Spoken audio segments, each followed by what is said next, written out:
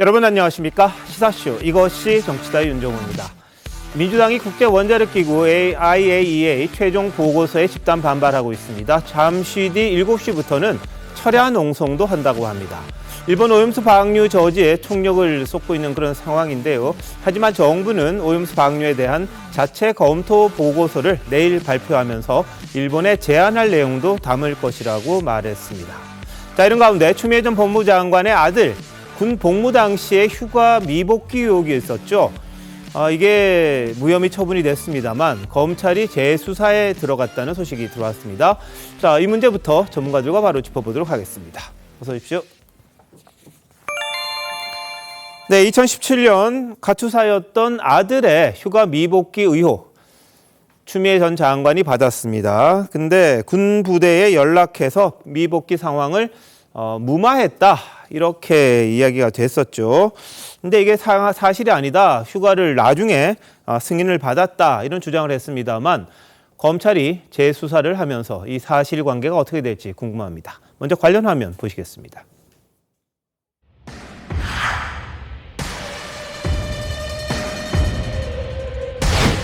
아이는 굉장히 사실은 많이 화가 나고 사실 굉장히 슬퍼하고 눈물을 흘리고 있습니다. 더 이상 건드리지 말아주셨으면 좋겠고요. 지원 장교가 사회 진술을 하는데 한 번도 똑같은 적이 없습니다.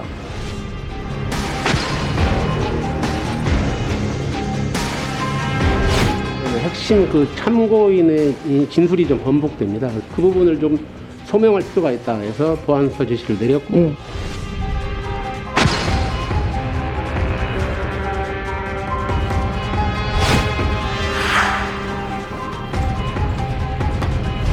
제 아들 가지고 막 그러는데 뭐 병력 특혜를 받는다? 그래, 털어받을 게 뭐 있겠어?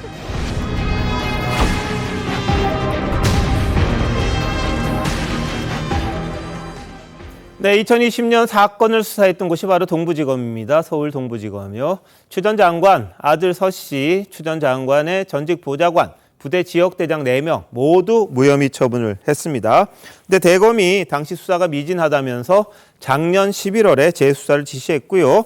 서울 동부지검이 휴가를 담당했던 장교를 최근에 3차례 불러서 조사를 했다고 합니다. 자, 배성규 의원. 네. 이게 새롭게 불거질 건가요? 어떨까요? 네. 아무래도 이제 조사를 해봐야지 뭔가 결론이 날 텐데요. 일단 이 사건에 대해서는 국민의힘이 이걸 고발을 했습니다. 네. 그런데 그 동부지검이 무혐의를 내려버렸어요. 근데 거기에 항고를 냈던데 네. 또 서울고검이 또 기각을 했고 예. 거기에 재항고를 해서 대검이 예. 아, 맞다, 이건 더 수사해볼 필요가 있다 해서 재기 수사를 해서 지금 수사가 진행이 되고 있는 겁니다. 그런데 네. 지금 핵심 관계자, 결국 가장 중요한 거는 그 휴가 명령을, 그 휴가 연장을 해줬느냐 안 해줬느냐 네. 결정을 할 수 있는 그 김대위. 예. 이 김대위의 진술인데 네. 김대위가 이전에는 첫 번째 진술에서는 뭔가 기억이 좀 확실치 않다 해서 이 진술이 확실치가 않았습니다. 그런데 두 번째, 세 번째, 네 번째 조사에서는 진술이 확고했습니다. 나는 휴가 승인을 한 적이 없다. 네네. 그리고 그 추미애 전 장관 보좌관한테서 연락을 받았다. 네네. 이게 일관된 세 번의 진술이었는데 예. 이걸 동부지검은 첫 번째 거랑 둘, 셋, 네 번째 게 일관되지 않기 때문에 이거는 재척해야 된다라고 해서 예. 무혐의를 내린 겁니다. 하지만 대검이 볼 때는 아니다, 일관성이 있지 않느냐, 예. 더 수사해라라고 해서 지금 다시 불렀는데 네. 이 다시 불러서 김대희가 어떻게 구체적으로 얘기했는지 아직 네. 확인은 안 됐지만 예. 아마도 거의 비슷한 진술을 했다고 한다면 이 전체적인 무혐의 방향이 아니라 어떻게 보면 다시 혐의를 주는 쪽으로 간다면은 네. 이게 이제 추 전 장관의 아들 서모 씨와 나머지 그 보좌관까지 네. 다시 한번 처벌을 받을 수 있는 그런 상황으로 갈 수 있는 겁니다. 예. 자, 의혹이 몇 가지가 있죠. 일단 추 전 장관이 당시에 대표였던가 그러지 않나요? 그 당시에 군에다가 부탁을 해서 휴가 미복귀한 아들을 복귀한 걸로 나중에 사후 승인하게끔 했다, 그런 의혹이 하나 있었고, 보좌관이 이 과정에서 압력을 행사했다 내지는 청탁을 했다, 이런 부분이 하나 있었고요. 그리고 세 번째는 이 수사 과정에서 이를 동부지검이 당시 동부지검이 좀 무마시켰다 이런 의혹들이 지금 제기가 돼 있는 그런 상황입니다. 자, 그런데 추 전 장관 같은 경우에는 아들 의혹에 대해서 지난달 29일 다시 한번 말한 게 있어요. 한번 보시죠. 저가 이제 셀프 점검을 늘 하면서 살죠. 네, 그래서 뭐 제 아들 가지고 막 그러는데 제 아들이나 저나 뭐 병력 특혜를 받는다, 군대 네. 가서 뭐 엄마 팔아서 특혜 받는다, 네, 네. 한 순간도 용납도 안 되고 그런 사고 방식으로 살아본 적도 없어요. 네, 네. 뭐 저는 지금도 제가 집안일 직접 하고 뭐 집에 뭐 저를 뭐 가사 도우미가 있지도 않고요. 어디 가서 뭐 특권층이다 생색 내본 적도 없고 신상털이를 해도 네. 뭐 그래 털어받을 게 뭐 있겠어? 네.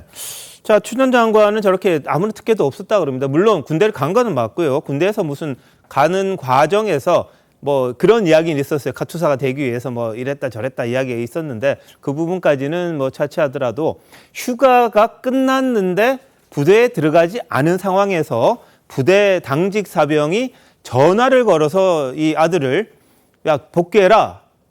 그 상황까지는 이야기가 된 것 같아요. 근데 복귀가 안 된 상황인데 이걸 휴가를 나중에 사후에 승인한 걸로 하면서 문제가 없게 만들었다. 이런 의혹이거든요. 그 부분에 대해서 이제 추 전 장관은 아무 문제가 없다 그러는 건데, 자, 설 변호사 어떻게 진행될 것 같아요?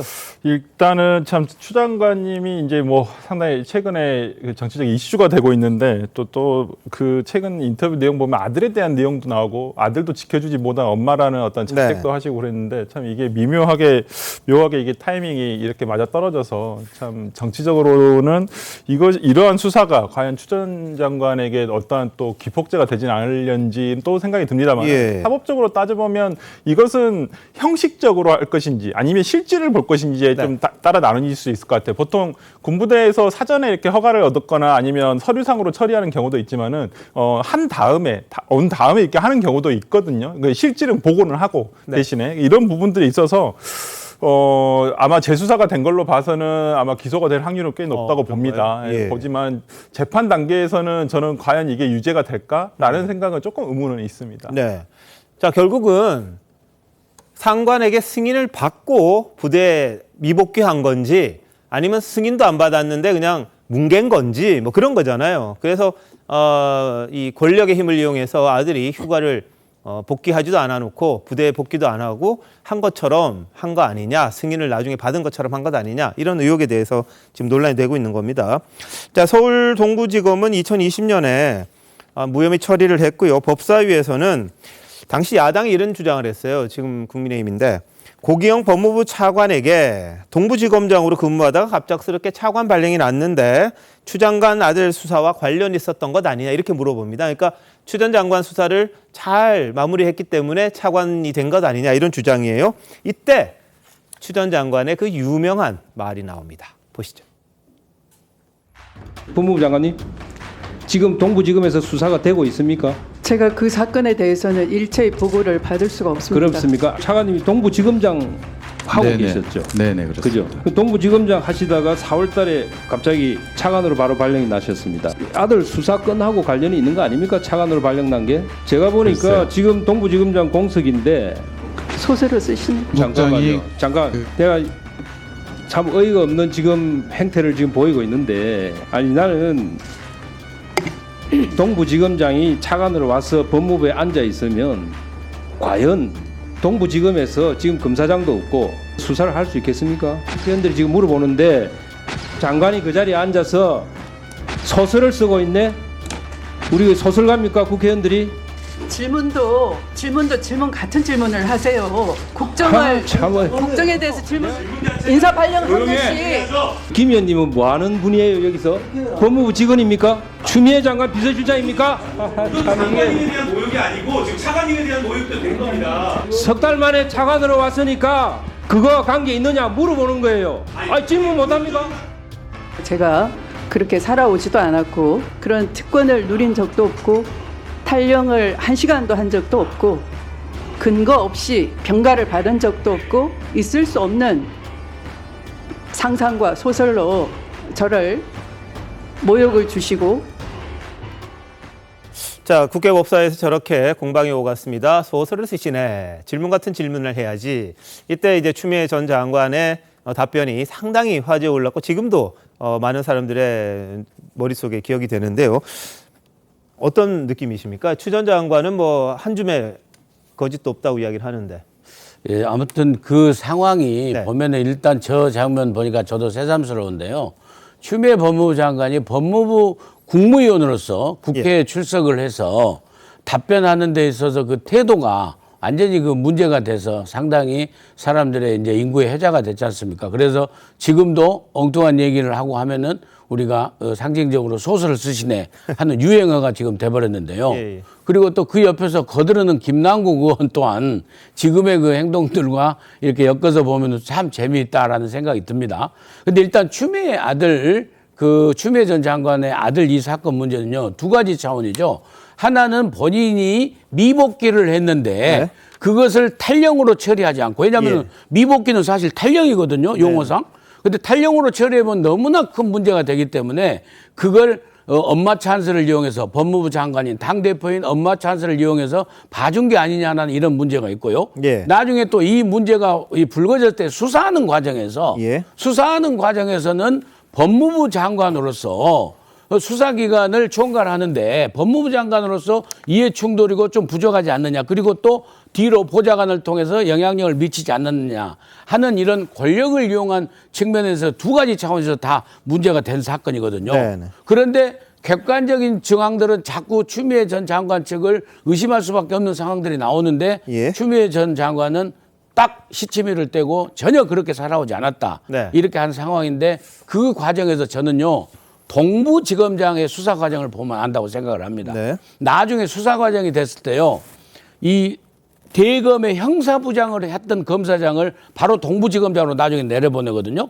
그게 바로 추미애 사단으로 일컬어지는 김관정 검사장입니다. 나중에 승승장구해서 수원 고검장까지 가거든요. 그리고 이 김관정 동부지검장이요. 국회에 나와서 계속 답변을 하고 나중에 얘기를 하는데 수사에 대해서 아주 미온적이었어요. 네. 그런 측면에서 저는 개인적으로 예. 추미애 전 장관과 그 권력을 이용한 동원된 그런 검사들 이런 부분에 대해서 저는 좀 개인적으로 의심을 하고 있습니다. 예, 정은혜 의원은 어떠세요? 네, 일단은 그 추미애 전 장관의 아들 같은 경우는 네. 군대에 입대하기 전에 무릎 수술을 했다고 합니다. 예. 그 전에 수술을 했던 적이 있었고 군대에 입대하고 나서도 아마 또 수술을 해야 될 상황이 있었던 것 같습니다. 그래서 두 번의 병가를 내고 한 번의 개인 휴가를 냈던 거죠. 그리고 나서 이제 치료를 받았는데 사실 우리가 병원에 입원을 하거나 치료하거나 수술을 하다 보면 그 수술의 어떤 그 병의 정도라든지 이런 것들이 얼마나 걸릴지는 알 수 없습니다. 특히 네. 이런 좀 무릎 수술 같이 큰 수술 같은 경우는 더 알 수가 없죠. 그렇기 때문에 개인의 어떤 병에 그런 관련된 것들이나 그리고 특히 우리가 뭐 탈영이다 뭐 이렇게 말을 할 수도 있겠지만 결국에 그 설주환 변호사님께서 말씀하셨듯이 미리 통보를 하고 아니면 또 전화로서 저는 그 연락이 됐다고 들었습니다. 그리고 나서 그 이후에 서류 작업이 진행이 됐다고 네, 확인을 해봤는데요. 그렇게 부득이한 사유가 있을 때는 또 부대의 상황에 따라서 그렇게 또 자율적으로 결정할 수 있었던 절차가 있었다고 저는 들었습니다. 그래서 그 부분들을 저는 좀 구체적으로 예. 그 시간들을 확인했으면 좋겠습니다. 뭐 정말 전화를 했다면 몇 시에 전화를 했는지, 언제 통화가 되었는지 네. 이런 증거들이 정말 제출이 된다면 국민 예. 여러분들도 깔끔하게 이해를 하실 수 있을 것 같고요. 예. 그리고 뭐 보좌관이 전화를 해서 뭐 청탁을 했다 이런 부분도 뭐 어떤 통화가 되었는지에 대한 그런 부분에 대해서도 좀 많이 알고 싶어 할 것 같습니다. 사실 우리가 정치를 하다 예. 보면 뭐 부모의 지위나 어떤 권력을 가지고 자식들이 자녀들이 특권이나 특혜를 누리는 것에 대해서 국민 여러분들께서 굉장히 불편하게 생각하시는 부분들이 있습니다. 예. 그렇기 때문에 그 자리에 계시는 분들은 더 조심하고 한 번 더 생각해야 하는 경우가 있는데요. 제가 생각하기에 이 경우는 정말로 아파서 병가를 냈던 것이고 그런 사정이 있었을 것 같은데 예. 그 부분들이 명확하게 국민 여러분들께 설명이 되지 않은 점이 있다. 그렇다면 그 부분들을 설명을 하는 것이 저는 우선시 되어야 된다고 알겠습니다. 생각합니다. 자, 근데 그 부분에 대해서는 뭐 예전에도 이미 여러 차례 얘기가 나왔어요. 국방부 민원실을 통해서 전화가 했던 부분 누가 했느냐 이거 못 밝혀냈습니다. 근데 그런 부분도 있었고 그리고 이 대위가 증언했던 부분들 여러 차례 했던 부분이 있습니다. 그 부분에 대해서도 좀 미온적으로 대응했던 것도 있었고 그래서 검찰이 재수사를 지금 지시한 거고 이제 실질적으로 제대로 수사가 들어갈 거예요. 그전과는 다르게. 그랬을 때 이제 그 결과가 어떻게 나올지 봐야 되는데 추 전 장관은 과거에 아들의 의혹을 폭로했던 당직 사병을 지칭해서 이웃집 아저씨 뭐 이런 식의 표현을 쓴 적이 있었어요. 한번 보시죠. 저는 뭐 그 당시에 당직 사병을 했고 그 친구하고 직접 통화도 했고 제가 군 생활하면서 처음 있는 일이죠. 애초에 다른 그 지역대 대위가 지원반에 와서 이런 지시를 한다는 것 자체가 이른바 카드라. 군인들은 같은 중대 소속이 아니면 이웃집 아저씨라고 속칭한다고 합니다. 그 이웃집 아저씨의 오인과 추측을 기반으로 해서 여전히 야당 쪽에서는 공익 제보자라고 하시는데 억지와 궤변은 아마도 그것을 제기한 쪽에서 책임을 지셔야 되지 않을까 생각을 합니다. 네.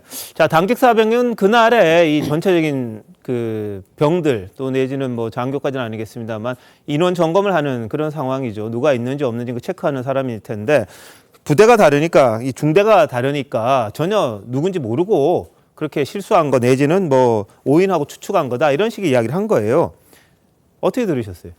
저는 이게 다시 몇 년 전 있었던 일이 지금 다시 소환됐다는 것 자체가 대검에서의 재수사 지시에 의해서 했다는 것이기 때문에 그리고 이미 그 핵심 증인이라고 할 수 있는 그 대위가 이미 3차례 조사를 받았고 관련자 그 이른바 중령이라고 하는 부대장, 지역 부대장하고 당직 사병도 좀 조사를 받은 걸로 알려지고 있기 때문에 원점에서 재검토를 하는 것으로 보입니다.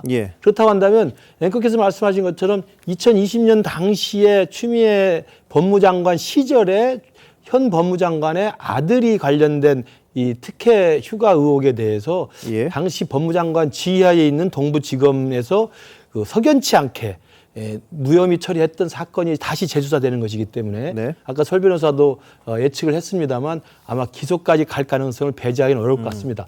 관건은 저는 아까 우리 민영사 원장님이 두 가지 정리를 잘 해주셨어요. 하나는 그 본래 사건의 중심이라고 할 수 있는 당시 민주당 대표의 아들이라고 하는 현재 장병이 이른바 엄마 찬스라고 하는 특권층의 권력을 이용해서 탈영이라고 하는 상황을 사후적으로 개인 휴가를 받은 것으로 처리해서 이게 봉합한 게 아닌가라는 게 하나 있고요. 두 번째로는 그 과정에 대한 혐의 수사를 할 때 동부지검이 현 법무장관의 눈치를 보면서 눈 가리고 아웃이 하지 않냐 이건데 저는 거기다 하나를 더 덧붙인다면 이게 도덕적이고 정치적인 측면입니다만 움직일 수 없는 사실은 휴가를 연장을 미리 했든 아니면 사후에 미봉하려고 무마하려고 했든 간에 보좌관이 전화를 했다는 거 아닙니까? 그러면 어머니와 자식의 문제고 아들의 개인 사생활에 대한 문제를 왜 공적 영역에 국가 세금으로서 의원회관을 근무하라고 했던 보좌관이 해야 될 일로 그걸 합니까? 저는 이 부분도 저는 분명히 따져야 될 대목이라고 생각을 합니다. 물론 그때도 논란이 있었습니다만은 그 보좌관이 전화를 한 것이 사전에 했느냐 사후에 했느냐 그 휴가 연장이 특혜 무마냐 아니면 뭐 이게 탈영을 무마한 것이냐 이렇게 논란을 하기 전에 왜 현직 국회의원의 공적 보좌진인 그 보좌관이 국회의원회관 보좌관이 왜 아들의 개인적인 일까지 나서서 해야 됐느냐. 저는 이 부분도 분명히 국민들은 의아할 거라고 생각합니다. 알겠습니다. 뭐 당시에는 뭐 아들이 워낙 친하게 지내다 보니까 뭐 사적인 거 많이 부탁하다 보니까 그렇게 전화를 했다. 이렇게 이야기를 했습니다만 공과 사의 구분이 적절했느냐 거기에 대한 논란이 있었습니다. 자, 근데 추미애 전 장관이 어제 한 유튜브 방송에 출연해서 아들 사건을 계기로 조국 전 장관 가족에 대해서 더 공감했다. 이런 말을 합니다. 보시죠. 가족한테는 그런 마음이에요. 특히 이제 아들한테는 멀쩡하게 군 복무 다 마치고 군대를 제대할 때는 그 미군과 한국군으로부터 다 복무를 잘 했다 하는 감사장도 받고 한 아이가 이게 탈영병식으로 이렇게 막 그 마타도아의 희생자가 되니까 아들의 인권 하나 못 지켜주는 이 엄마, 그 엄마가 법무부 장관이라니 그래서 제가 조 장관 가족에 대해서 더 많은 공감과 분노를 하는 거죠. 뭐에 대해서 공감을 했을까요? 글쎄 말이에요. 이게 좀 추미애 장관이 자기가 말한 대로 아무 죄가 없다면 조국 장관하고 공감할 필요도 없죠. 조국 장관은 명확하게 지금 죄가 드러났잖아요. 예. 근데 그걸 뭘 공감을 하는지 모르겠지만 그리고 뭐 억울하게 마타도어로 탈영병이 아들이 됐다고 하는데 사실 저도 카투사를 근무를 했었습니다. 근데 네네. 그 중대가 다르다고 이웃집 아저씨가 아니에요. 저희는 대대로 움직였는데 저희 옆에 중대까지 다 관할 같이 해서 같이 합니다. 예. 그러니까 그 같은 대대에 있는 선임인 병장이 관리를 합니다. 그러니까 당연히 휴가 안 들어오면 당연히 뭐 하냐고 당연히 난리가 나죠. 휴가 때 들어와야 돼. 저녁까지는 들어와야 되는데. 네. 그랬으면 당연히 했는데 그 휴가를 연장할 일이 있으면 정말 뭐 몸이 아파서 네. 사고가 나서 그럼 전화든 아니면 뭐 누구든 어떻게 본인이 직접 와서 하든 미리 해야지 그거를 밤중까지도 안 하고 있어서 예. 선임 병장이 그거를 당직 병장이 그거를 직접 지적을 했다고 하면 이건 문제가 좀 있었던 거죠. 그러니까 네. 억울하다고 하기엔 좀 문제가 있어 보인다는 게 제 개인적인 생각이고요. 예. 그리고 이 갑자기 조국 얘기를 하시는데 그 조국 전 장관의 딸은 분명히 이 의전원을 허위 스펙으로 들어가서 네. 그래서 부모까지 다 처벌이 된 상황인데 거기에 대해서 공감을 한다고 하니 일반 국민은 상당히 공감하기 힘든 얘기를 하신 것 같고 예. 왠지 이거는 뭔가 조국이 억울하다 한 거죠. 그분은 억울한 게 지금 없거든요. 네. 당연히 지금 처벌받고 있는 건데 그래서 본인이 이건 아마 정치적으로 조국과 손을 잡고 함께 가려는 거 아닌가 이런 생각까지 드는 그런 발언으로 비칩니다. 앞으로 행보까지. 네. 예, 어떻게 보세요? 저도 사실은 최근에 추미애 전 장관의 좀 강성 발언들, 네. 돌출 발언들을 보면 지금 사실은 뭐 거의 기관총 난사 수준이잖아요. 예. 그러니까 일단은 문재인 전 대통령이 사직서를 내지도 않는데 해임했다라는 이야기를 하고 있고, 그 다음에 이제 또 사실 송영길 전 대표까지 나서가지고 그 부분에 동조를 하고 있고, 최근에 와서 이낙연 전 대표가 자기 보고 해임하라는데 압력을 가했다는 이야기를 하고 있고요. 이제 오늘 나서서 가지고 이제 이 아들의 문제에 대한 재수사 이야기가 나와서 그랬는지 모르겠습니다만 조국 전 장관을 더 이해하게 됐다. 이렇게 이야기를 하는 걸 보면 제가 볼 때 전반적으로 생각을 가지고 계획을 가지고 이야기를 하는지 모르겠습니다만 전체적으로 보면 조국, 추미애, 송영길 그리고 이런 분들의 어떤 연대에 의해서 기존의 문재인 정부와 친문 진영에 대해서 일정 정도의 좀 거리를 유지하면서 지금에 있는 친명, 그러니까 이재명 대표 체제에 일정 정도 좀 보호를 하려는, 네. 옹일하려는 그런 식의 정치적 해석을 가능케 하는 거라고 보고요. 예. 두 번째는 지금 저 발언 자체에 다시 좀 돌아와서 보면 자기가 아들이 이렇게 무참하게 당한 걸 보니까 조국 전 장관의 예. 그 심정이 이해가 간다는 식으로 들리는데 우리 배 의원께서 말씀하셨습니다만 조국 전 장관의 딸 조민 씨는 부모의 가짜 스펙 그 비리 그리고 결국 입시 비리로 인해서 유죄 판결을 받은 사람의 공범입니다. 그것에 대해서 공감한다는 이해가 안 되는 거고요. 네. 제가 그래도 최대한 그 심정을 이해해서 받아들인다고 한다면 조국 전 장관이 그 이야기 한 적이 있죠. 조민 씨 그 사는 곳에 기자들이 막 쳐들어와서 예. 막 문을 두드리고 그러니까 이거 인권 침해라는 이야기를 한 적이 네. 있어요. 그건 기자들의 과도한 취재 경쟁에 관한 것입니다.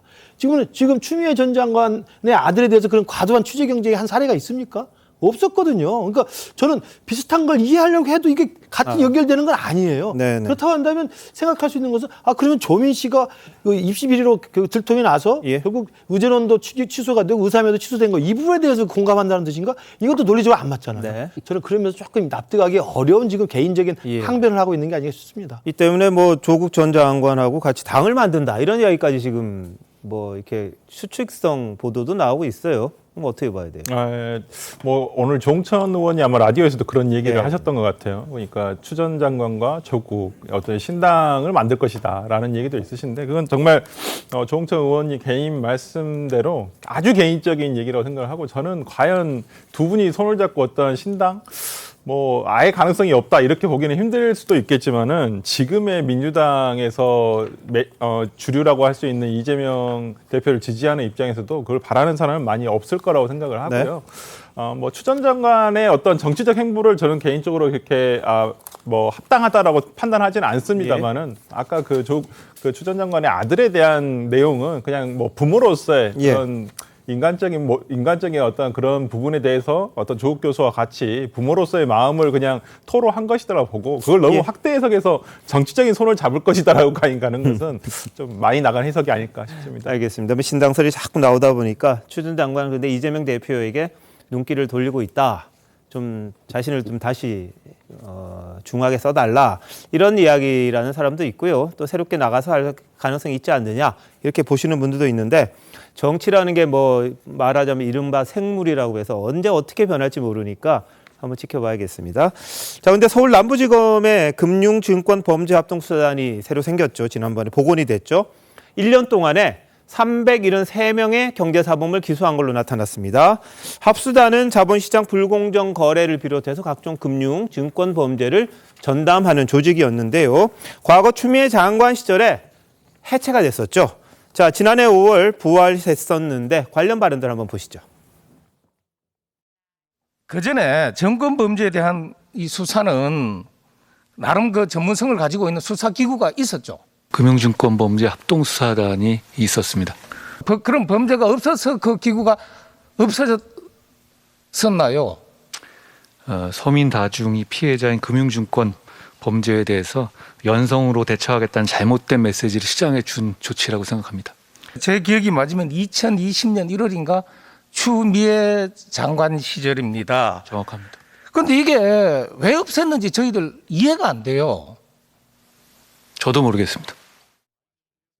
폐지 목적이 보니까 민생 수사에 집중한다. 뭐 이런 표현이 있는데 그게 맞습니까? 민생 그래서 사건에 그때 직제 개편을 보면서 사실은 이게 금융범죄는 일반 국민들이 피해를 보는 거 아니겠어요? 합수단은 폐지가 됐지만 금융조사 형사부 1, 2부가 있고요. 그래서 그것을 충분히 대체할 수 있고. 아무리 생각해봐도 그걸 폐지해야 할 공익적인 목적을 저는 발견할 수가 없습니다.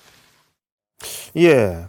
자, 이게 없어지면서 실제로 금융범죄에 대해서 이 검찰이 손을 놨다 이런 지적도 좀 있었는데요. 그렇죠. 한동훈 장관이 되자마자 바로 1호 명령이 이거였습니다. 지시가 이거였습니다. 그래서 실적을 좀 낸 것 같은데 어떻게 보십니까?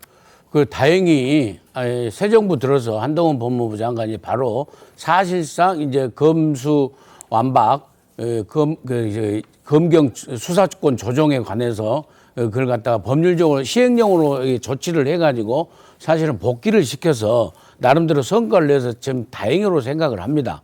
근데 다시 돌이켜 생각을 해보면은요, 문재인 정부에서의 추미애 법무부 장관이 윤석열 당시의 검찰총장 사단을 사실은 해체하기 위해서 네. 의도적으로 정치적 판단에 의해서 검찰의 수사력을 제한시키는 이런 잘못된 그 결정을 하고 그 폐해가 결국에는 국민들이 경제범죄 피해로서 이어진 게 아닌가 하는 생각에서 다시 한번 추미애 전 장관의 당시에 없었던 그런 부분에 대해서 비판을 하고 싶고요. 그리고 한동훈 법무부 장관이 복원시킨 데서는 다행으로 생각을 합니다. 한 말씀 더 드리면요. 추미애 법무부 장관은요, 자기의 권력은요, 사실은요, 추미애 법무부 장관 아들 문제는요, 권력을 사실은 총동원했어요. 어느 정도 총동원했냐면요, 전현희 당시에 국민권익위원장마저도 이 추미애 전 장관의 아들 문제에 대해서 이해충돌의 문제를 가지고 법무부 장관으로서 검찰을 관장하기 때문에 이해충돌의 소지가 있다라는 유권 해석을 아예 안 할 정도로 그렇게 사실은 여권에 살아있는 권력들이 다 총동원해가지고 자기들의 권력을 지키고 권력을 누리고 했거든요. 그런 측면에서 보면은 자기의 권력을 지키기 위해서 특수부 중심으로 활성화되고 있는 검찰 수사 능력을 오히려 제한시키는 저런 어리석은 그 결정을 했었다라고 저는 개인적으로 말씀드리고 싶습니다. 정은혜 의원 생각은 어떤가요? 네, 일단은 뭐 합수단이 부활을 해서 또 우리 선량한 이제 국민 여러분들이죠. 정말 피해를 보고 있었던 그 부분에 대해서 범죄 수익이 추징되고 또 보전되었다는 것은 저는 굉장히 긍정적으로 평가를 합니다. 그리고 특히 주가 조작이라는 부분이 뭐 얼마 전에 뭐 유명 연예인들 관련된 부분들도 있었고 또 유명 또 정치인들 뭐 이런 부분들도 있는데 사실 주가 조작이 일어날 수 있는 부분은 고위 권력층들이 연결되는 경우들이 많습니다. 그들이 서로 정보를 공유하고 그 정보를 바탕으로 일반 국민들이 그 정보를 따라가거나 아니면 그 정보를 이상한 방법으로 이렇게 또 흘리기도 하죠. 그러면서 뭐 선동을 하기도 하는데 그런 부분에 있어서 저는 철저한 조사들이 좀 필요하다고 생각을 하고요.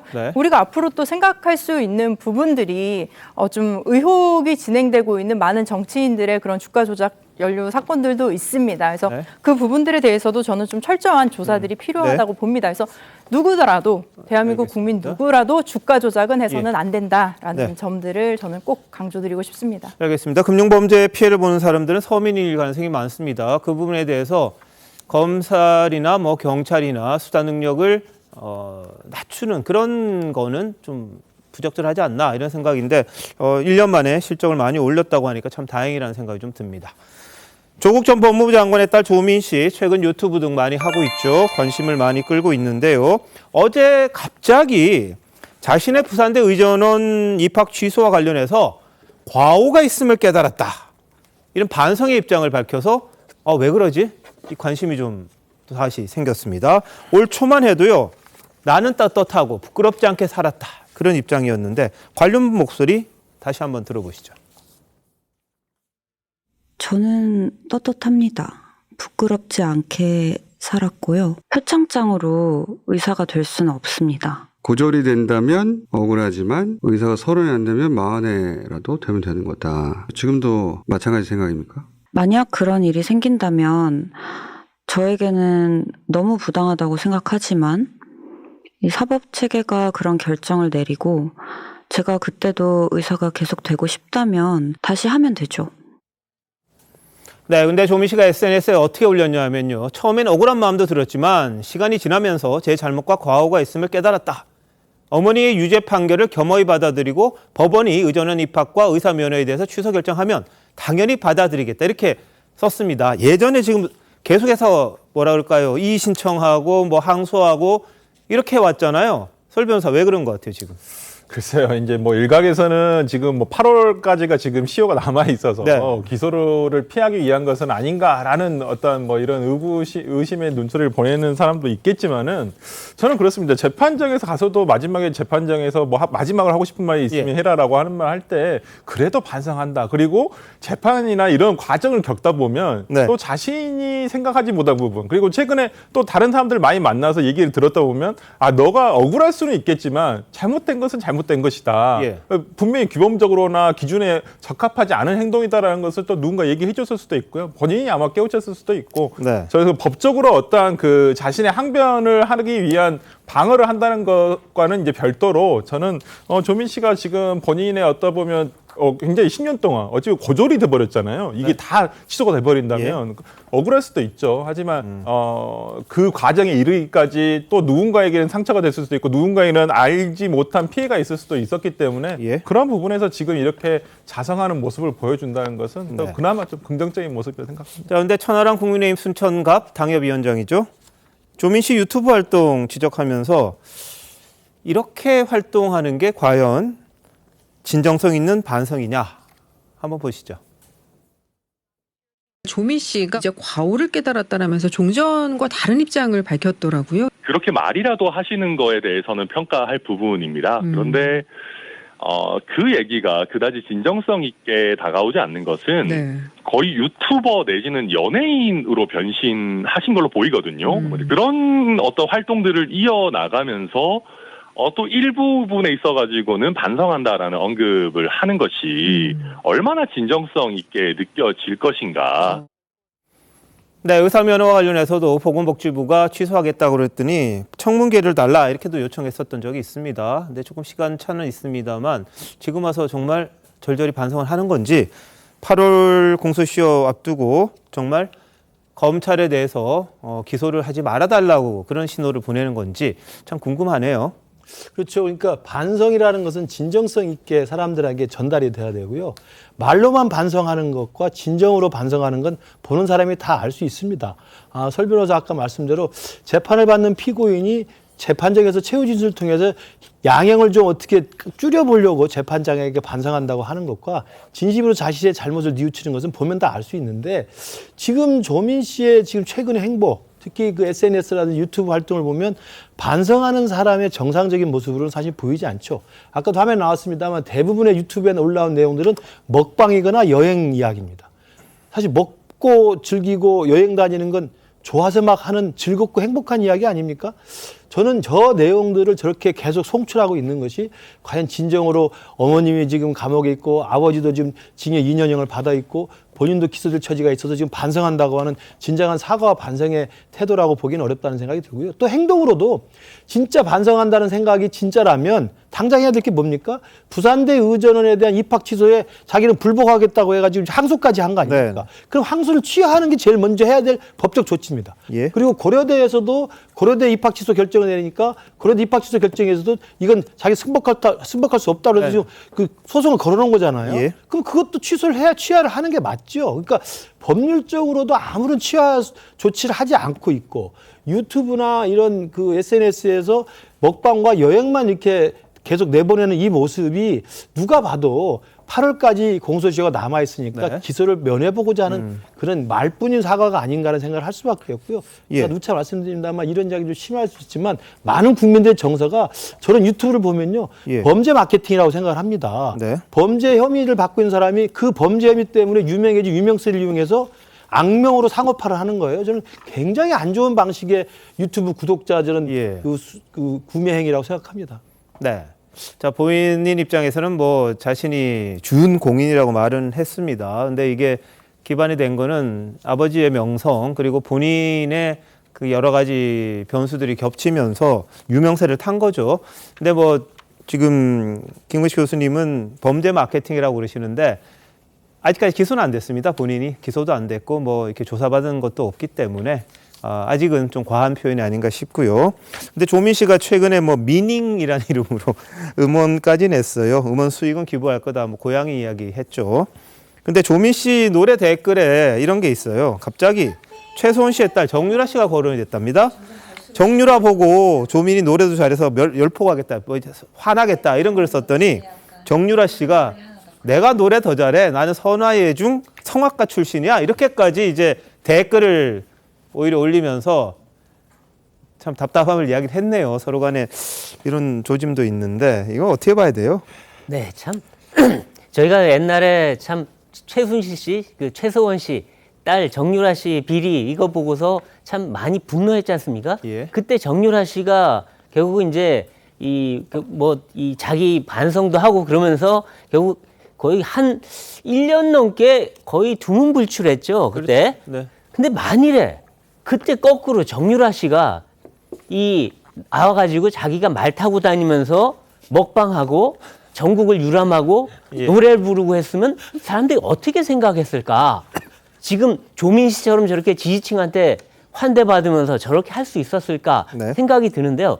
그때 정유라 씨 얼마나 욕먹었지만 사실 정유라 씨는 보면은 말은 자기 실력으로 탔어요. 말을 빌렸을 뿐이지. 네. 근데 저분은 지금 스펙은 다 허위지 않습니까? 예. 근데 저렇게 떳떳하게 자신 있게 나온다.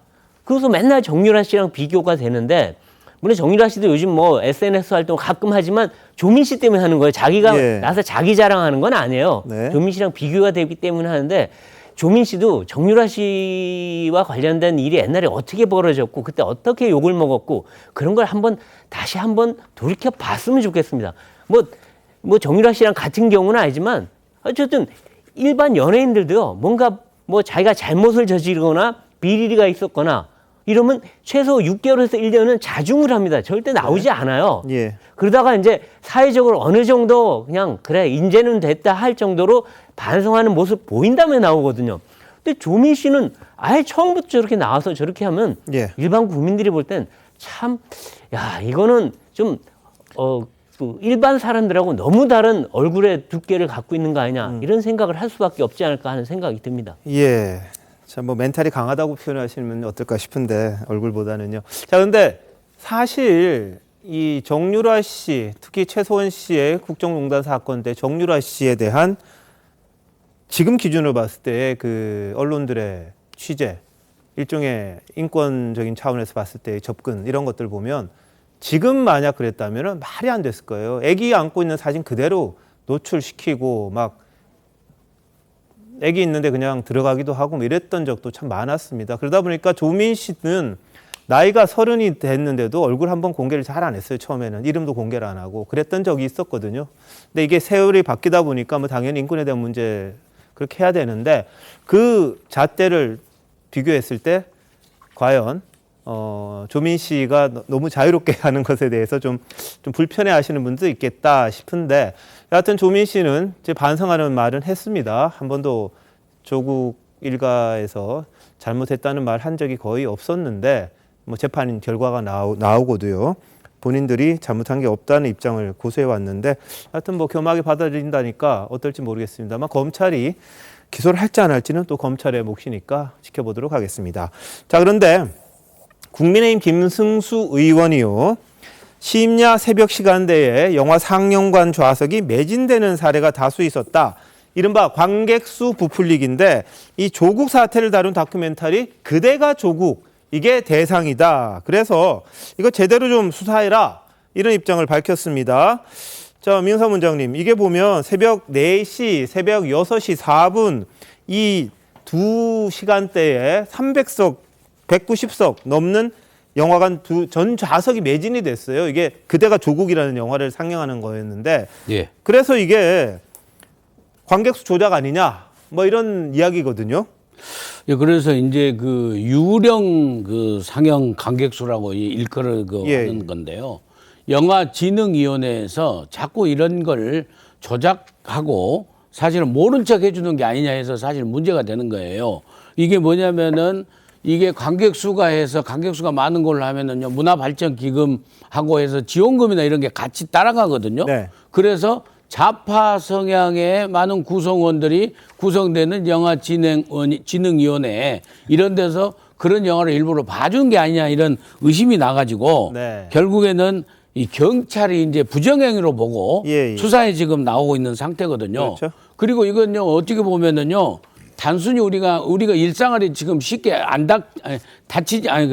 부딪히지 않으니까 우리가 관심에서 멀어진 것 같지만요, 영화 업계에서는요, 영화 생태계를 교란하는 아주 파렴치한 행위입니다. 이게 그냥 언론으로 말하면요, 신문 그 광고료나 시청률이나 신문 부수 조작해가지고 그 정부 지원금 많이 타는 그런 거거든요.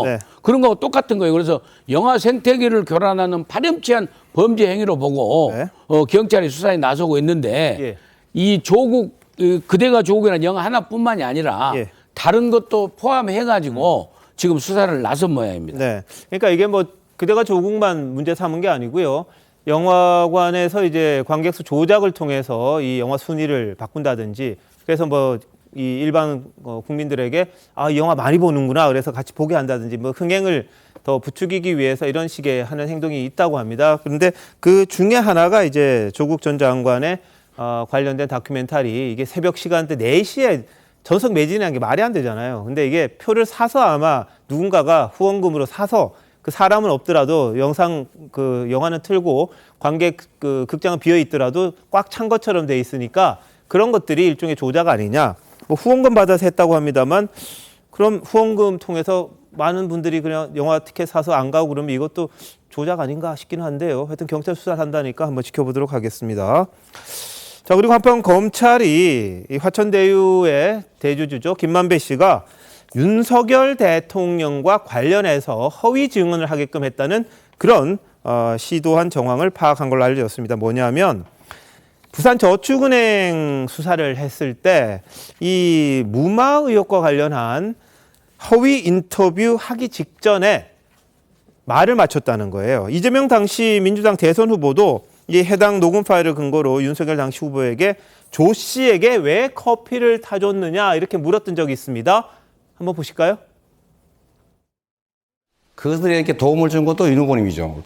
저축은행 비리 수사 봐줬지 않습니까? 그들한테 이익 본 것도 윤 후보죠.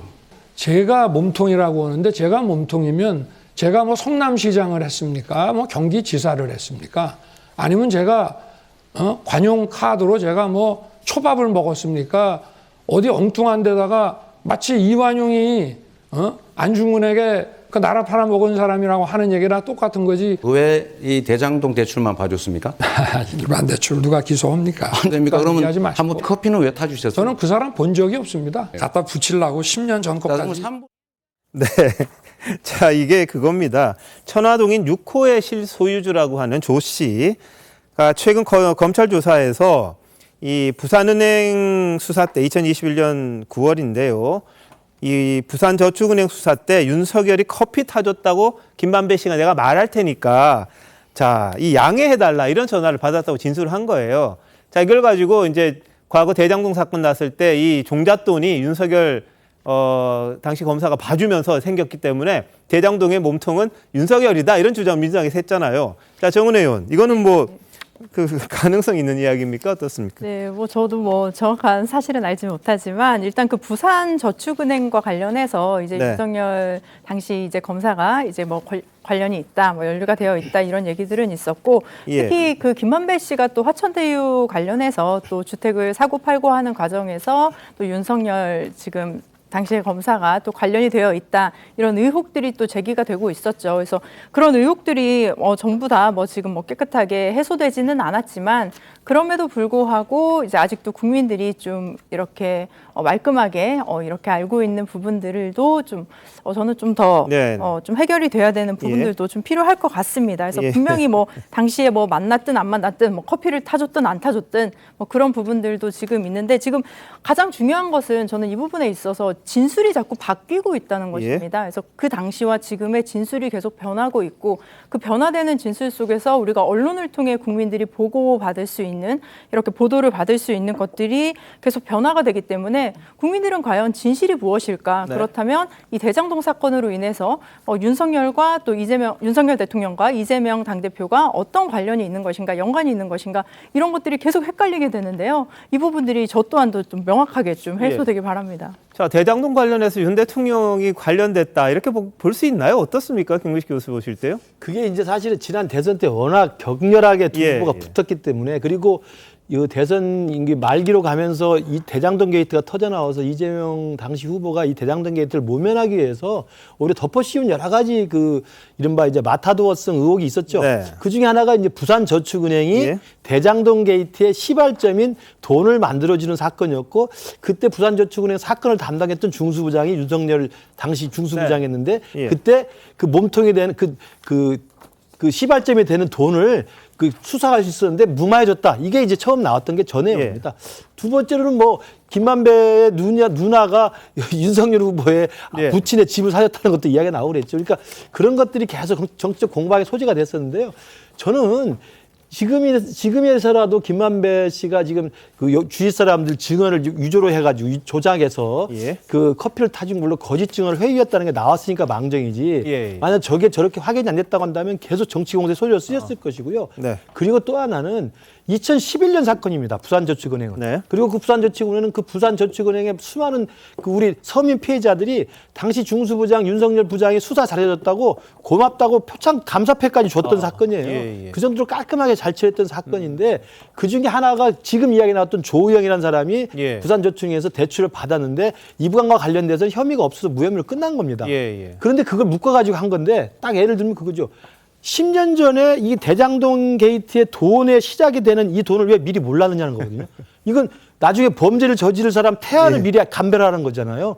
이건 될 수가 없는 이 논리를 이재명 당시 후보는 저렇게 TV 토론에 나와서 뻔뻔하게 주장을 했던 거죠. 알겠습니다. 근데 그때 이제 이 김만배 씨가 아마 조용 씨에게 시킨 것 같아요. 이 커피 타준 걸로 내가 진술할 테니까 알고만 있어라. 나중에 말 맞추자. 약간 이런 취지로 이야기했던 거고 그걸 근거로 해서 윤 대통령이 당시 검사 때 이거 봐줬다 이렇게 이야기가 되면서 민주당에서 공세를 취했던 측면이 있었거든요. 그게 이제 말이 그렇게 만들어졌다라는 걸 지금 검찰에서 다시 이야기한 것 같아요. 예, 그 지금이라도 늦게라도 저게 이제 정황이 밝혀져서 상당히 다행으로 생각을 하는데요. 저건 완전히 김만배 씨가 윤석열 대통령에게 완전히 모함을 해가지고 뒤집어 씌우는 거 아니겠습니까? 그리고 정말 놀라운 것은 김근식 교수께서 방금 말씀하셨습니다마는 저걸 어떻게 이재명 후보가 당시에 저렇게 그 공격용으로 해서 딱 저 얘기를 꼭 집어서 얘기를 하느냐는 거죠. 그래서 김만배 씨가 이미 그때부터 이재명 대표 측하고 한 팀을 이루어가지고 대선에서 준비를 하고 있었지 않았느냐 하는 정황을 의심할 수 있고요. 그다음에 또 하나 분명히 다시 말씀드리지만요. 윤석열 대통령이 당시에 그 사람을 안 만났다고 단칼에 정리를 해버렸지 않습니까? 안 만났기 때문에 안 만났다고 얘기를 한 거죠. 그때 씨에게 커피를 타준 사람은 그 수사검사였어, 수사검사. 박모 검사라고. 예, 그러니까 윤석열 대통령 과장 밑에 있던 검사였기 때문에 만날 리가 없었다는 거고요. 또 그걸 갖다가 당시에 이 피조사자의 그 변호인이 박영수 특검 박영수 변호사였기 때문에 그렇게 해서 그 연줄로 해서 엮으려고 했던 건데 지금이라도 밝혀서 다행이고 또 지금 저 씨는 지금 현재 수사 과정에서는 천화동인 6호하고 관련되어 있지 않았느냐 하는 얘기가 나오기 때문에 김만배 씨가 이실직고를 해야 된다고 생각합니다. 네. 짧게 반박을 해보자면 일단 김만배 씨와 이재명 지금 대표 당시 대선 기간에 뭐 전혀 그 전에도 잘 몰랐고요. 뭐 한 번 인터뷰한 적은 있다고 했었으니까요. 김만배 씨가 그러니까 뭐 같이 이렇게 해가지고 모의를 해서 이걸 뭐 대선 때 했다는 것은 아니고 이재명 대표도 당시에 나왔던 어떤 그 언론의 보도나 이런 걸 보고 아마 그 대선 토론 때도 질문을 했던 것 같고요. 그러니까 조우영 씨에 대한 뭐 봐주기 수사가 있었다라는 부분은 왜 이런 의혹이 되냐면 당시에는 이 사람이 무혐의로 나와요. 근데 몇 년 뒤에 4년 뒤인가 똑같은 혐의로 해서 이 사람 처벌받습니다. 그래서 실제 징역을 살다 나와요. 근데 이분이 또 대장동에서 천화동인 6호가 되는 거예요. 그러니까 그렇기 때문에 야권에서는 윤석열 대통령이 그 당시에 검사 시절에 어떤 또 박영수라는 사람, 박영수 지금 변호사가 끼어 있으면서 박영수 변호사와 지금 윤석열 대통령과는 굉장히 특검을 같이 한 사이가 아니겠습니까? 그런 부분에서 어떤 의혹이 있지 않겠느냐라는 뭐 의심의 눈초리를 보내는 것뿐입니다. 알겠습니다. 자, 검찰에서 지금 대장동 수사하고 있고 재판도 하고 있으니까요. 결과 보면 어느 정도까지 서로 연결되어 있는지 알지 않겠나 싶습니다. 일본 후쿠시마 오염수 방류 계획의 안정성을 검토하고 있는 우리 정부, 내일 지금까지의 점검 내용을 종합적으로 검토한 보고서를 발표하겠다고 합니다. 관련 영상 한번 보시죠. 우리 정부가 그간 그 일본 측 공개 자료라든지 또 시찰단 활동에서 확보한 자료 등에 대한 분석을 토대로 도쿄 전력의 그 오염수 방류 계획에 대한 그 독자적 검증을 진행해 왔습니다. 아마 내일 일일 브리핑 하는 자리에서 그 결과를 설명드릴 수 있을 걸로 생각이 됩니다. 전문가 그룹에서 검토하는 그 내용 결과하고 그에 따른 그러면 정부는 어떤 포지션인지 당연히 같이 말씀을 드릴 겁니다. 자, 배성규 의원 어떻게 나올 것 같아요? 내일 보고서가. 네, 아무래도 이제 보고서는 이 IAEA 보고서가 기본이 돼서 그거를 제대로 보고, 그다음 우리 또 시찰단이 가서 본 것이 있고, 그동안 우리 정부가 또 별도로 이걸 계속 추적해 온 것이 있기 때문에 그걸 아마 총 이 정리해서 국민들이 아주 알아듣기 좋게, 그리고 이해하기 쉽게, 그리고 불안감이 최소화할 수 있도록 아마 설명하는 자리가 되지 않을까 싶은데요. 뭐 야당은 아무리 정부가 이렇게 해도 못 믿겠다고 하고 있으니 아마 야당 설득하는 건 쉽지 않겠지만 일반 국민들은 하나하나 조목조목 하면 조금이라도 불안감이 덜하지 않을까 싶은데요. 저는 그 삼중수소가 얼마가 있고 이거 얘기해도 사람들이 어떻게 그걸 알겠습니까? 다는 알 수 없지만 다만 국제적인 기구, 그러니까 그 유엔 산하에 가장 공인받는 원자력 안전과 환경과 관련된 IAEA 국제 원자력 기구가 한 것, 그다음에 우리 정부가 그동안 추적해온 것들을 기본을 바탕으로 국민들이 이해할 수 있지 않을까 하는 생각도 드는데요. 요거 한마디는 해보고 싶습니다. 아무리 그래도 원전 오염수는 방류하면 안 돼. 무조건 땅에 묻든가 탱크에 묻어라 하는데요. 그게 이렇게 비유를 하면 되겠어요. 우리도 지금 생활 하수, 그다음에 공업용수들 다 해수들 처리해서 방류하지 않습니까? 근데 거기에 그 대장균 단 한 마리도, 그다음에 화학물질 단 0.001g도 허용 못해. 그건 무조건 땅에 묻어. 그다음에 탱크에 넣어. 이렇게 하면 못하죠. 그렇게, 그러니까 이 모든 용수들은 다 처리해서 기준치라는 걸 해서 기준치에 맞게 해서 방류를 하는 겁니다. 그런 것처럼 이 후쿠시마 오염수도 그 국제기구와 그 국제적인 나라에 다 감시하에 기준치 아래로 방류하는 거기 때문에 뭐 국민들이 불안은 하겠지만 기준치를 아래로 간다면 인체에는 염려가 없는 수준이기 때문에 그렇게 국민들이 이해할 수 있으면 좋지 않을까 하는 생각이 듭니다. 내일 일본에 대해서도 뭐 요구하는 내용도 좀 있다고 합니다. 아무래도 이 모니터링 같은 걸 좀 강화한다든지 우리가 좀 볼 수 있게 한다든지 그런 제안들도 좀 하지 않을까 싶은데요. 내용 한번 보도록 하고요. 민주당은 여전히 뭐 깡통 보고서다, 정치적 핵사찰 기구가 IAEA 아니냐 이런 입장이고 오늘 밤부터 철야 농성도 한다고 합니다. 17시간 철야 농성한다는데 그게 도쿄의 그 원전 녹아내린 시간하고 똑같이 맞춰서 한다는 그런 이야기입니다. 자, 그런데 오늘 이수진 의원 기획재정위원회에서 추경호 부총리와 질의응답을 했는데 한번 들어보시죠. IAEA 최종 보고서가 나왔는데 아니 이걸 겸허히 받아들이라고 말을 하니 이게 무슨 재판 결과도 아니고 어이가 없는 상황입니다. 이 IAEA가 실제 오염수를 직접 채취를 해가지고 그걸 알프스에 통과시켜서 나오물을 검사해가지고 그런 게 아니잖아요. 알프스 성능이 검증이 안 된 겁니다. IAEA는 그 폭발 사고 4년 만인 2015년부터 후쿠시마 원전 오염수 해양 방류를 권고했습니다. 그러니까 그때부터 IAEA하고 일본은 서로 이렇게 밀어주면서 협력해서 다른 환경 오염을 덜 시킬 만한 방안이 있음에도 불구하고 해양에 방류하는 걸 서로 그때부터 협조를 하기 시작한 거죠. 분명한 것은 지난 정부도 마찬가지고 지금 정부도 마찬가지고 국민의 건강 안전이 최우선입니다. 이미 방류를 해버린 상태에서 어떻게 하실 겁니까? 어떻게 지키실 겁니까? 또 의원님, 우리가 정부라는 것은 서로 이 소위 말하는 국정 운영 한일 관계가 더 중요해요? 대통령 말씀처럼 한일 관계가 더 중요해서 국민의 생명과 안전, 환경, 생태계는 뭐 뒷전입니까? 아니면 어떻게 된 겁니까? 자, 이수진 의원, 추경호 부총리와 이렇게 주고받았는데요. 자, 민주당에서는 못 믿는 거죠, 여전히. 뭐 알프스 성능 점검도 안 됐다 이런 거죠? 네, 그러니까 그 보고서가 최종 보고서라고 하는데 지금 1차 시료에 대한 분석 결과만 나온 것이고 거기에 알프스에 대한 성능도 반영이 안 된 것이거든요. 그럼 2차 시료, 3차 시료에 대한 것은 지금 아직도 검사 중이거든요. 그런데 왜 이걸 보고 최종 보고서라고 하는지도 잘 모르겠고 일단은 이 IAEA의 보고서에서 본인들이 밝히고 있다시피 본인들은 책임이 없다는 거예요. 어떠한 문제가 발생하더라도. 그렇기 때문에 그러니까 민주당에서 얘기를 하는 것은 IAEA 국제기구가 물론 보고서를 제출했기 때문에 이것도 참고를 할 만하지만 과연 이것이 근거와 옥저처럼 믿을 만한 것이냐. 글쎄요. 저는 오히려 정부가 얘기를 할 것은 이 보고서만을 들이밀면서 야 이제는 믿어야지. 국민들이 이거 안 믿으면 어떡해.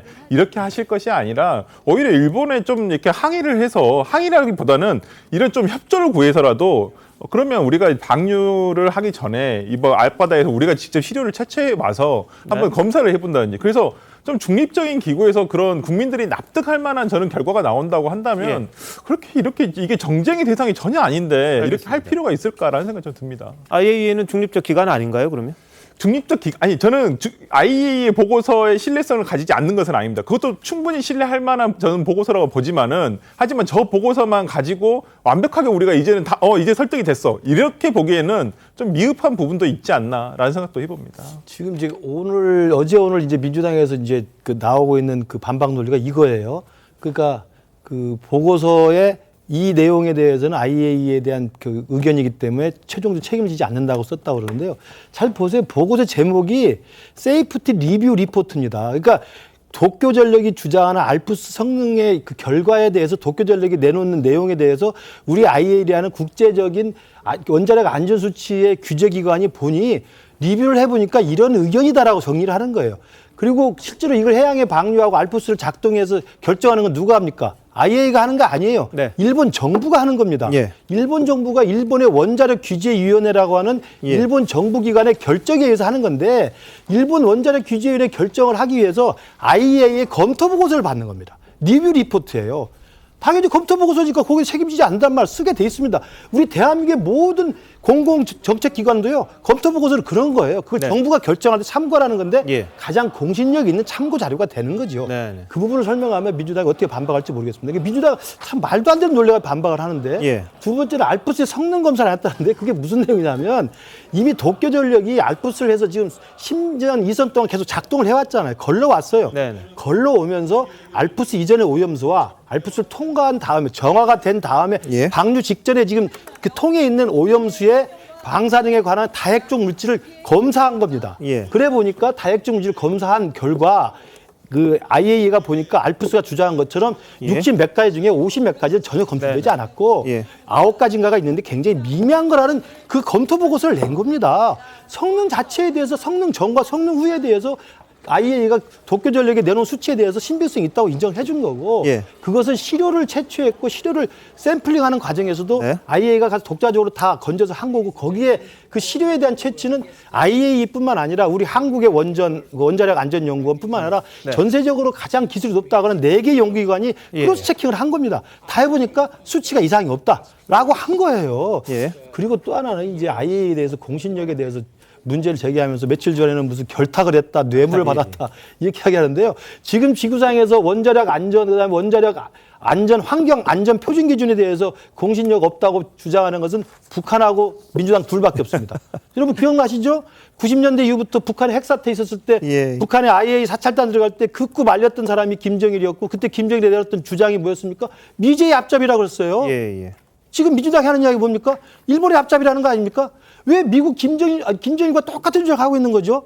좀 민주당이 정신을 차렸으면 좋겠습니다. 예, 뭐 일본과 결탁했다기보다는 뭐 하여튼 결탁설이 있었죠. 예, 일본에게 뭐 돈 받고 했다 이런 주장이 있었죠. 그 부분에 대해서는 뭐 일본 외무성도 아주 적극적으로 부인했는데 어쨌든 민주당은 지금 외신 간담회까지 열면서 이 여론 좀 펼치고 있고요. 국민의힘에서는 지금 김근식 교수 이야기하는 것처럼 IAEA와 싸우는 나라는 시리아와 이란 그리고 북한밖에 없다 이렇게 두 나라가 반박합니다. 보시죠. IAEA와 싸우는 상식 밖의 입장을 취한 나라는 과거 시리아와 이란 그리고 북한밖에 없다는 사실을 기억하기 바랍니다. 야당의 이런 행위는 과학 부정이자 대한민국의 국격을 떨어뜨리는 매우 부적절한 행동입니다. 거짓말을 계속 거짓말로 덮어 온 민주당이 이제는 본인이 만든 거짓말을 아예 진실로 믿는 리플리 증후군에 빠진 것은 아닌지 걱정이 들 정도입니다. 그 책임은 일본 정부와 도쿄 전력에 있고 이런 보고서를 검증 보고서라고 할 수 있습니까? 그래서 저희는 그 IAEA의 사무총장에게 저희 야당도 그리고 비판적인 민간 전문가도 만날 것을 요구합니다. 라파엘 그로시 사무총장은 책임을 회피하지 말고 국제기구로서의 역할을 하시기 바랍니다. 네. 자, 책임 회피를 하지 마라. 국제기구로서 역할을 다해라 그랬는데 라파엘 그로시 사무총장 같은 경우에 마지막 한 방울까지 후쿠시마 방류 후에까지 이걸 확인하겠다고 이야기했습니다. 그리고 말씀하신 것처럼 앞에 책임지지 않는다는 건 통상적으로 보고서를 낼 때 이게 쓰는 거라고 많이들 이야기는 하시던데 자, 그로시 총장 이야기까지 한번 들어보시죠. We are going to stay here. We are going to stay here with you for decades to come until the last drop of the water which is accumulated, inspecting, checking that what it is said today in 2023, in 2063. 네, 앞으로 30년 후까지 다 있겠다 이런 이야기를 했습니다. 정은혜 의원, 이렇게 국제기구로서 책임 어떻게 져야 됩니까? 네, 근데 사실은 뭐 우리가 얼마 전에 뭐 당군 이래 이런 말 좀 유행하기도 했죠. 근데 사실 이런 방류 문제는 사실 태초 이래 처음 있는 일입니다. 그렇기 때문에 우리가 1년 뒤든 뭐 1시간 뒤든 30년, 뭐 1만 년 뒤를 예측을 할 수 없기 때문에 그런 책임의 소지를 묻는 것도 좀 무의미하다고 봅니다.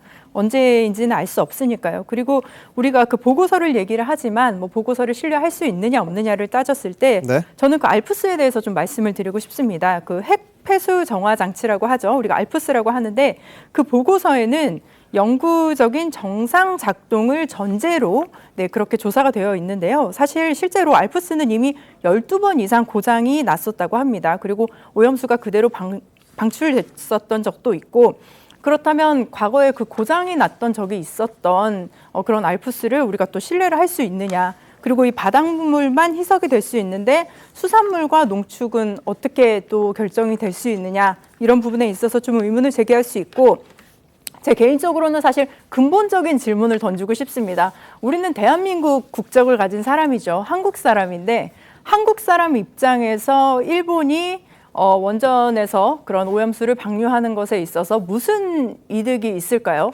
대한민국 국민에게 어떤 이득이 있는 겁니까?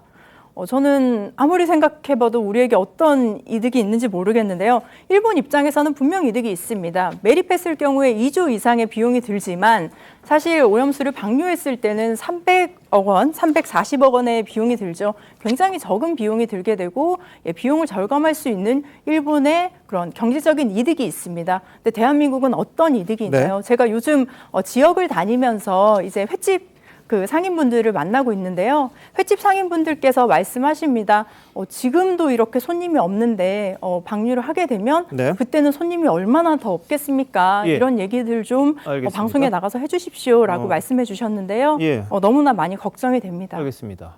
자, 지금 말씀하신 부분에 대해서 사고 났을 때부터 2년 동안 300톤씩 매일매일 아무 장치도 없이 걸러지지 않은 물들이 태평양으로 들어갔습니다.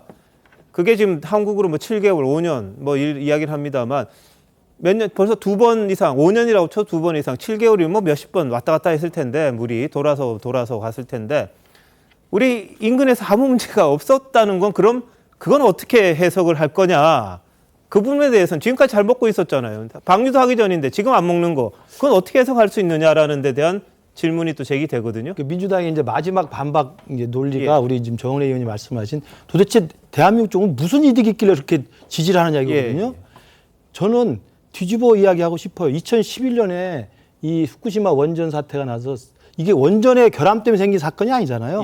쓰나미라고 하는 자연재해가 밀어오면서 원전이 무너진 거잖아요. 냉각이 안 돼서 수천 명의 목숨을 잃었습니다. 대재앙이 이웃나라인 일본에 펼쳐져서 지금도 고통을 받고 있는 사람이 엄청나요. 그 사람들의 피와 눈물과 생명에 대해서 그 사건이 있었던 사건인데 우리가 그럼 이득이 없으니까 그리 당연하죠.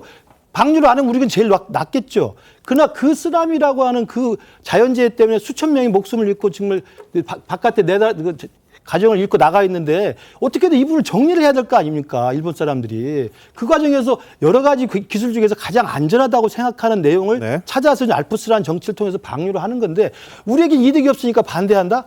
그분들에게 그 돌팔매질 하는 겁니다. 이게 이득이 없고의 문제가 아니죠. 예, 알겠습니다. 그리고 그분들이 알프스를 통해서 국제원자력기구는 IAEA의 안전기준에 부합하기 때문에 30년에 걸쳐서 희석화시켜서 방류한다는 것이 지금의 현재의 과학기준에서 문제가 없다고 한다면 받아들이는 것이 국제 글로벌 선도국가로서의 대한민국이 할 일이죠. 이득을 따지면 안 되죠. 그러면 이거 일본 사람들이 얼마나 가혹한 이야기가 됩니까?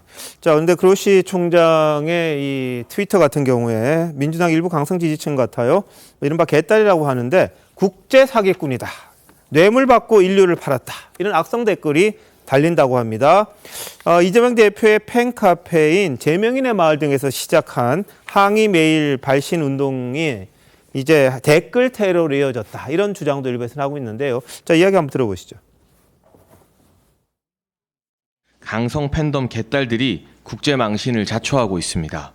라파엘 그로시 IAEA 사무총장의 SNS에 찾아가 입에 담기 힘든 욕설과 악플 테러를 가하는 중이라고 합니다. 이재명 대표는 개딸들이 세계사적 현상이라고 자랑했지만 세계사적 망신이 됐습니다. 네. 자, 이거는 어떻게 해석해야 될까요? 네, 사실 IAEA 사무총장은 원자력 안전 분야의 최고 전문가입니다. 그러니까 이런 전문가가 물론 뭐 전문가도 실수를 할 수 있겠지만 이걸 국제 사기꾼이다. 뇌물 받아먹어서 인류를 팔아먹는다. 이거는 아무 근거도 없거든요. 이분이 뇌물 받은 거 누가 보셨나요? 그리고 이분만큼 전문가도 없는데 이분하고 사기꾼이라 그러면 이분은 뭘 어떻게 생각하겠습니까? 한국에 대해서. 그러니까 지금 그리고 만일에 정말 만에 하나라도 IAEA 사무총장이 혹시라도 편견이나 실수로 잘못했다 하더라도 그럼 거기에 참여하고 있는 미국이나 캐나다나 프랑스나 나머지 나라들은 다 일본의 앞잡이입니까? 그러니까 가장 피해를 본 미국 사람들도 이게 IAEA 보고서가 맞다. 자기들이 검토해도 이거는 문제가 없다라고 받아들였지 않습니까? 미국만큼 핵 문제에서 선진국이 어디 있나요? 그리고 사실 식품에 대한 안전 문제는 일본만큼 또 기준이 강한 나라가 없어요. 솔직히 말하면 일본 정부는 그럼 자기들 국민들 그 핵폐수에 오염시켜서 먹게 해서 죽게 하기 위해서 이거 방류하는 거냐? 이것도 아니거든요. 그리고 사실 일본 야당도 이렇게 반대하지 않아요. 일본 야당 반대한 당이 한석짜리 3인당이에요. 그러니까 그걸 보면 우리나라만 이렇게 너무 야당이 반대하는데 이건 좀 도가 지나친 거다. 그러니까 그리고 물론 이 아까 방류 안 하고 있으면 그게 제일 좋겠죠. 하지만 우리가 반대한다고 해서 이거 막을 수 있는 게 아니에요. 이건 일본 정부가 국제 기준에 맞게 해서 방류하면 우리가 어떨 방법이 없는 겁니다.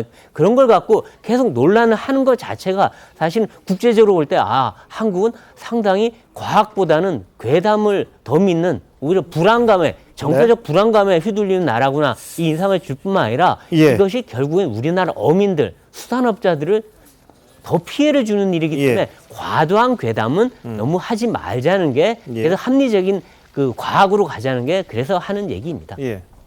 그러니까 이 부분이 단순히 괴담으로 저는 이렇게 폄하하는 것은 좀 아니라고 봐요. 이거 충분히 예전에도 말씀드렸지만 세계적인 학술지인 사이언스나 네이처에서도 과학자들 사이에도 논쟁이 있습니다. 뭐 불안하다는 과학자도 있고 안전하다는 과학자도 있고 그래서 무작정 불안하다 이런 부분에 대해서 뭐 괴담 수준이다 이렇게 얘기할 것은 아니고 이것도 아직 밝혀진 바가 없어요. 왜? 이거 한 번도 해본 일이 없거든요. 인류가 이런 핵 폐기물을 어찌 보면 핵 폐기물 처리하는 것을 바다에 흘려본 적도 없고 그렇기 때문에 아직 모르는 사실에 대해서 걱정을 하는 것일 뿐이고요. 저는 뭐 사무총장 뭐 트위터에 가서 이런 거 하고 싶은 마음은 알겠지만은 조금 더 격조 있게 품격 있게 하는 것이 더 좋지 않을까라는 생각도 해봅니다. 없던 일인데 이제는 처리해서 내보내는 단계가 된 거고 사고 난 지 2년 동안 정말 300톤씩 매일 쏟아져서 그냥 다 이 뭐랄까 방사능 물질 그대로 쏟아져서 10년이 넘었는데 우리한테 영향이 없었잖아요. 없었는데 이제 처리해서 그보다 훨씬 낮게 내보내겠다는 것에 대해서도 이렇게 민감하게 반응하는 걸 보면 우리 국민들이 굉장히 불안해한다 이런 건 느낄 수가 있는 부분입니다. 정부가 이걸 좀 바로 잡든지 아니면 좀 이해를 시키든지 해야 될 텐데 야당도 좀 도와주면 되지 않겠냐 뭐 이런 이야기는 있는데 야당도 걱정이 너무 많은 것 같아요. 근데 다만 삼중 수소가 유효하다고 그랬다가 이 메시지 어제 결의안인가요? 거기서는 슬쩍 빠졌다고 그럽니다. 이제 IAEA가 아무 문제 없다고 그러니까 이건 또 인정을 하신 것 같아요. 그것처럼 하나하나 좀 정리가 돼가면 좋겠지만 여전히 불안감은 크고요. 그러다 보니까 국민의힘이 시민단체와 같이 후쿠시마 원전 오염 처리수 국민 대토론회를 열었는데 한 핵의학 전문가는 이렇게 이야기를 했습니다. 한번 보시죠. 1mS가 우리 인공 방사성 1년 기준치입니다. 3만 년 동안 일본 주민이 후쿠시마 그 지역에 사는 주민이 노출되면 1mS가 된다는 뜻이에요. 그래서 이게 이제 IAEA의 그 결과입니다. 그래서 후쿠시마 주민들조차도 걱정할 필요가 없다라는 게 이제 이 보고서의 결론이고요. 우리나라에서 그거를 또 계산을 해봤습니다. 그랬더니 6천억 년이더라고요. 이 세상에 6천억 년 사는 사람이 있나요? 지구가 멸망할 때까지 노출이 돼도 1mS가 안 됩니다. 네. 자, 이 주장도 사실은 잘 안 다가오죠. 6천억 노출돼야 그냥 1mS. 근데 이분이 과학적으로 계산하니까 이렇게 나온다는 거예요. 후쿠시마에 사는 사람들도 별 문제가 없는데 그보다 몇백 킬로 떨어져 있는 우리가 왜 걱정을 해야 하냐. 그런 이야기를 하는 건데 그럼에도 불구하고 정부는 민은사 원장님 어떻게 해야 됩니까? 제가 개인적으로 생각한 적에는 이제 정부 특히 여당에서는요 야당과 논쟁할 필요가 없다고 생각을 해요. 그러니까 일종의 그 동문사 무시 작전으로 가서 그러니까 뭘 설명을 해도 안 믿고 또 트집 잡고 하지 않습니까? 오늘 아침에 조선일보에 그 보도가 됐잖아요. DNA 검사를 해서 친자 확인 소송을 하는데 99.9%로 나왔는데도 안 믿는 격이라는 거 아닙니까? 그렇기 때문에 정부 여당에서는요 야당을 설득할 필요가 없어요. 제가 생각합니다. 그리고 국민을 안심시켜야 되거든요. 그래서 국민을 안심시킬 수 있는 방법이 무엇인가 하는 측면에서는요 계속해서 우선 할 수 있는 건요 저런 그 핵의학 전문가들을 통해서요 계속해서 날마다 일 앞으로 될 때까지 공청회고 뭐 그 청문회 같은 계속해서 해가지고 국민을 안심시키는 수밖에 없다고 생각합니다. 알겠습니다. 모니터링 결과 그리고 뭐 일본 도쿄전력 앞에서의 그 뭐 나오는 방류에 관한 그 수치 같은 거 이런 것도 계속 좀 공개를 하면서 국민들이 이게 괜찮은 거구나라는 생각을 갖게 하든지 실질적으로 객관적으로 좀 했으면 좋겠는데 정부가 좀 미온적이다 이런 지적은 많은 것 같습니다. 잠시만요. 대한민국 이슈의 중심 시사쇼 이것이 정치다 여기까지입니다. 내일 다시 찾아뵙겠습니다. 고맙습니다.